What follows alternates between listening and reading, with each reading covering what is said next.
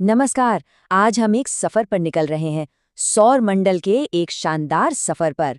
हम जानेंगे अपने आसपास के ग्रहों के बारे में, वो हमसे कितने दूर हैं और उनकी कुछ ऐसी खासियतें जो हैरान कर देंगी।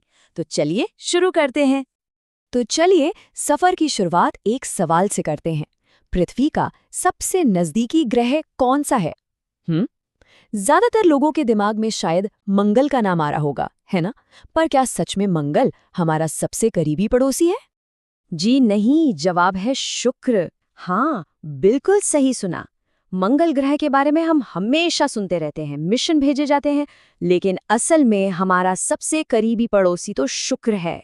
और ये तो बस एक शुरुआत है सौर मंडल के ऐसे ही कई चौंकाने वाले फैक्ट्स की। तो ठीक है, अपनी यात्रा की शुरुआत हम अपने घर यानी पृथ्वी के सबसे करीबी ग्रहों से ही करते हैं।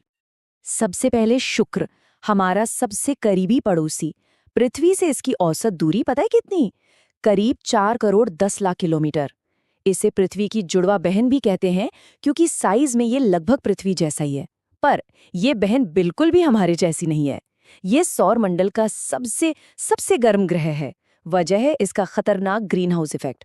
एक तरह से ये हमारे लिए एक चेतावनी भी है कि हमें अपने ग्रह का कितना ख्याल रखना है। शुक्र के बाद अब बारी है उस ग्रह की जिसका नाम सबके जुबान पर रहता है, मंगल, लाल ग्रह। पृथ्वी से इसकी दूरी शुक्र से लगभग दोगुनी है, करीब 7 करोड़ 80 लाख किलोमीटर। शायद ही कोई और ग्रह होगा जिस पर इतना रिसर्च हुआ हो। हम वहाँ क्या खोज रहे हैं?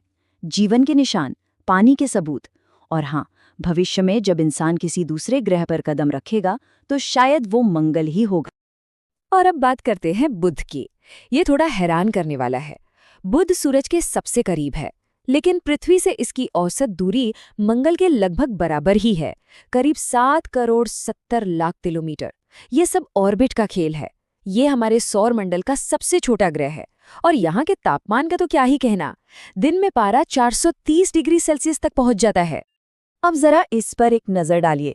ये जो दूरी का फासला है ना, ये कमाल का है।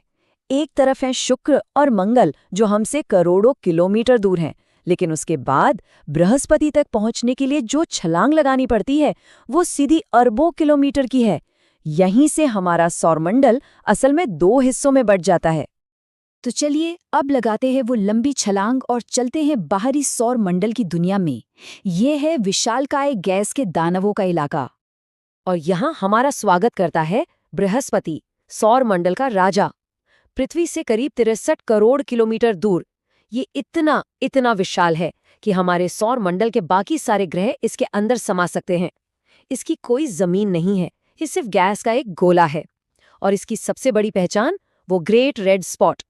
ये कोई निशान नहीं, बल्कि एक महातूफान है जो पिछले 300 सालों से भी ज्यादा वक्त से वहां गरज रहा है। बृहस्पति के बाद आता है सौर मंडल का गहना शनि, अपने खूबसूरत छल्लों के लिए मशहूर। पृथ्वी से दूरी अब अरबों में पहुंच चुकी है, 1.2 अरब किलोमीटर।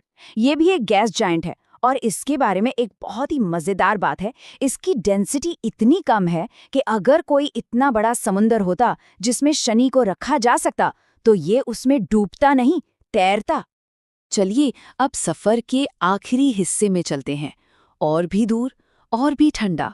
ये है बर्फीले ग्रहों की रहस्यमयी दुनिया। ये है अरुण यानी यूरेनस, पृथ्वी से दूरी 2.6 अरब किलोमीटर। ये एक आइस जायंट है यानी बर्फीला दानव। और इसकी सबसे अनोखी बात, ये अपनी साइड पर लेटा हुआ है। मतलब जहां बाकी ग्रह लट्टू की तरह घूमते हैं, ये एक गेंद की तरह लुढ़कते हुए सूरज का चक्कर लगाता है। इसका जो ये नीला हरा रंग है वो इसके एटमॉस्फेयर में मौजूद गैसों की वजह से है। और अब हम पहुंच गए हैं अपने सफर के अंतिम पड़ाव पर, वरुण यानी नेपच्यून, हमारे सौर मंडल का सबसे दूर का ग्रह, हमसे 4.3 अरब किलोमीटर की दूरी पर। यह भी एक बर्फीला दानव है और यहाँ का मौसम बहुत ही खतरनाक है। यहाँ सौर मंडल की सबसे तेज हवाएं चलती हैं। रफ्तार है 2100 किलोमीटर प्रति घंटा। सोचिए, एक बेहद ठंडा, बहुत दूर और हमेशा तूफानों से घिरा हुआ ग्रह। तो इस पूरे सफर के बाद क्या खास बातें सामने आईं? चलिए फटाफट एक नज़र डालते हैं। हमने देखा कि जो बाहरी विशाल ग्रह हैं वो भी 2 तरह के हैं। पहले हैं गैस जायंट्स बृहस्पति और शनि, ये ज्यादातर हाइड्रोजन और हीलियम गैस से बने हैं। और दूसरे हैं आइस जायंट्स अरुण और वरुण। इनमें गैस के साथ साथ पानी, अमोनिया और मीथेन जैसी जमी हुई चीजें, जिन्हें बर्फ कहा जाता है, बहुत ज्यादा हैं। और याद है अरुण और वरुण का वो खूबसूरत नीला रंग? उसका राज छिपा है मीथेन गैस में। होता ये है कि जब सूरज की रोशनी इन ग्रहों पर पड़ती है तो इनके एटमॉस्फेयर में मौजूद मीथेन गैस लाल रंग को सोख लेती है। तो जो रंग बचता है और हमारी आंखों तक पहुंचता है वो है नीला। कितना सिंपल और कितना कमाल का विज्ञान है ना? तो हमारा ये सफर तो यहीं खत्म होता है, लेकिन एक सवाल पीछे छूट जाता है।